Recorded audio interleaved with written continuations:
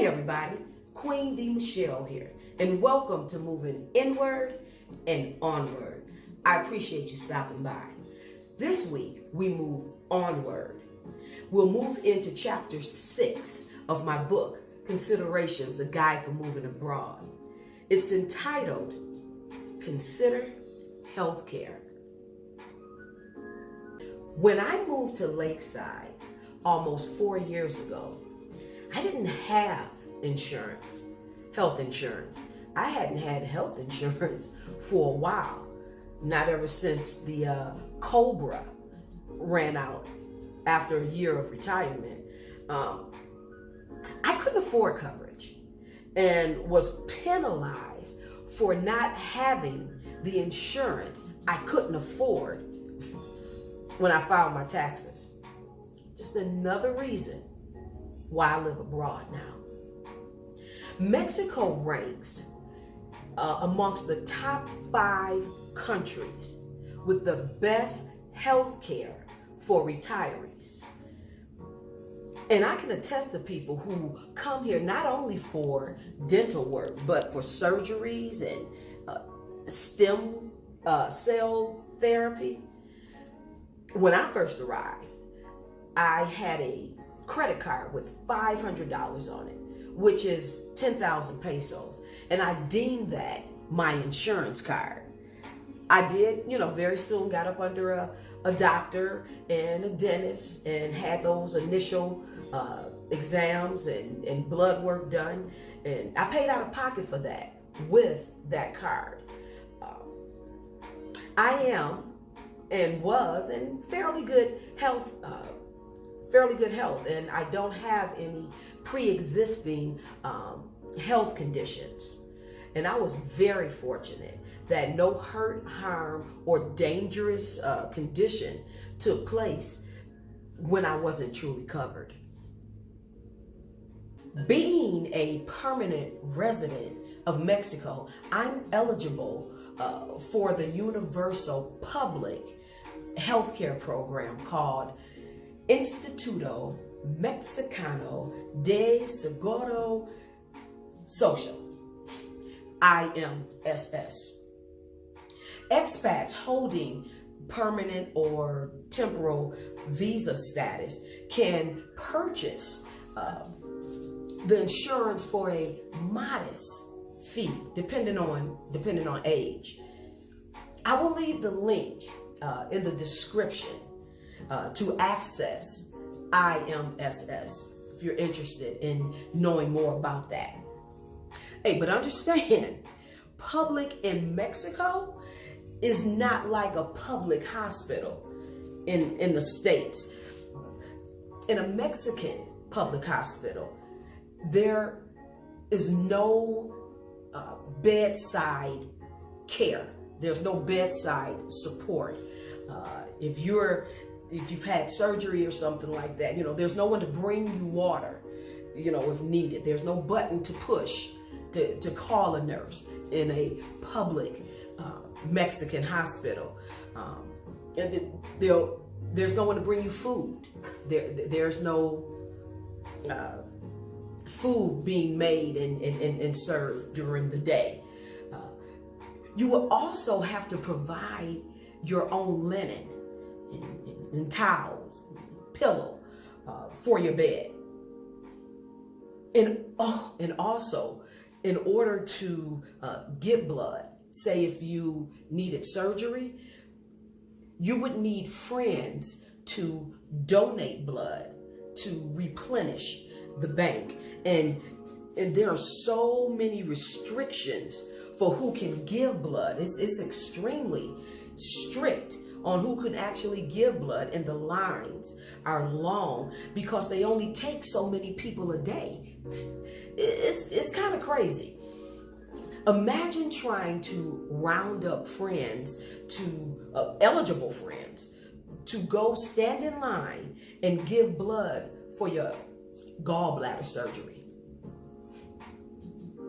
Seguro Popular is the other Mexican public health program, but it's not the same as IMSS. It's a public health care system that provides universal health care for Mexican and foreign residents, regardless of their social economic status. The program is intended to ensure that all Mexicans have access to some health care.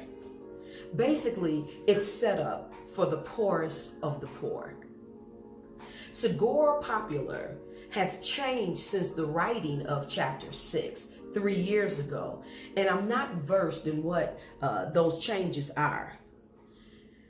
IMSS and Seguro Popular are the public health care systems here in Mexico. But remember, with either of those systems, you'd have to, number one, of course, be a permanent or temporal, hold that visa status. And you would have to have your own bedside care and blood donors. And hopefully you have, that set up amongst your expat friends, if those are the systems that you will depend on for health care. I am extremely grateful that in assisting people who are looking to move abroad, I now can afford private health care insurance. Mexico has a wide range of private insurance companies that for a monthly, quarterly, or yearly premium will provide private health insurance. Now, in private hospitals, the service, of course, is much different. Everything is laid on and billed to your account. I am happy to have a newly built, state-of-the-art hospital right up the street from me in my town. As in the States, private health care plans are purchased and coverage depends on varying factors. The algorithm is tiered leveled based on age, health, and pre-existing conditions.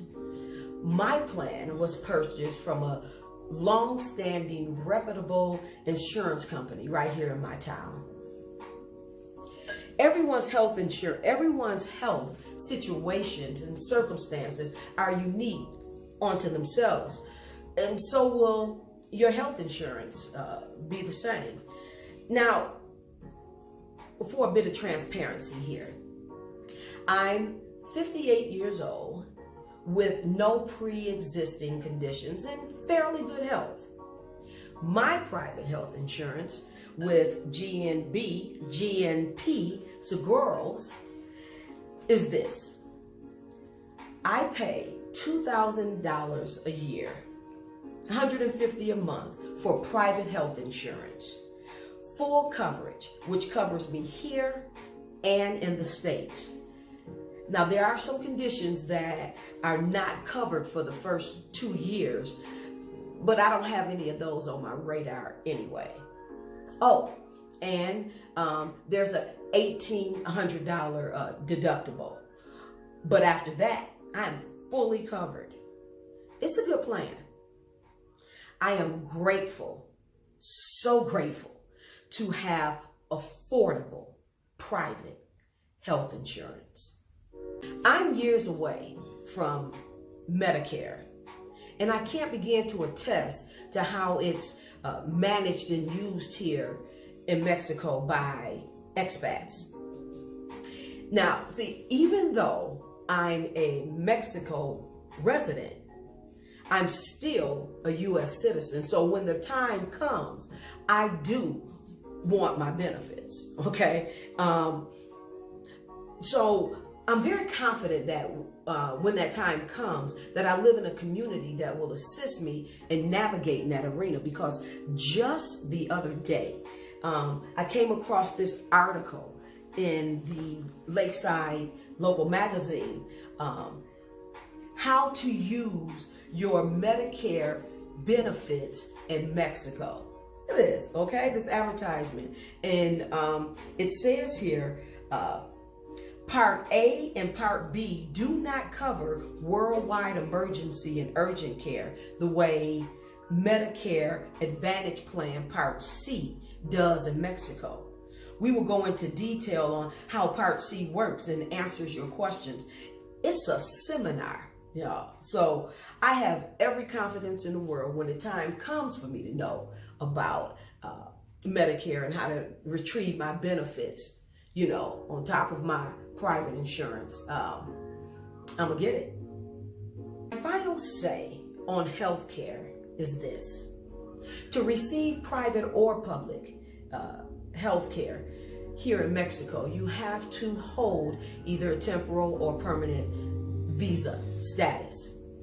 Now, most expats pay out of pocket for non-essential medical needs. Lots of meds here that you would have to go to a doctor and receive a prescription for in the States, you can buy over the counter and very reasonably. Take, for instance, prednisone. I bought a box of 50 milligrams for $3 US, about $3 US, at the pharmacy that's across the street from me. In the States, I would have had to make an appointment, go get a prescription for that, have to see a doctor unnecessarily. Just, you know, get my meds. I know what I need. But anyway, for essential medical needs, I've known expats to fly back to the States to use their Medicare. Like I said, everyone is unique in how they manage their healthcare needs. Having something in place, though, is essential when you're planning and preparing to move abroad. Even if it's a $500 on a credit card to get you started, you know? All right. So thank you so much for stopping in and listening. Hopefully this was very informative for you, gave you some thought and some consideration. And until next week, remember, one light, one love. I'll see you next week.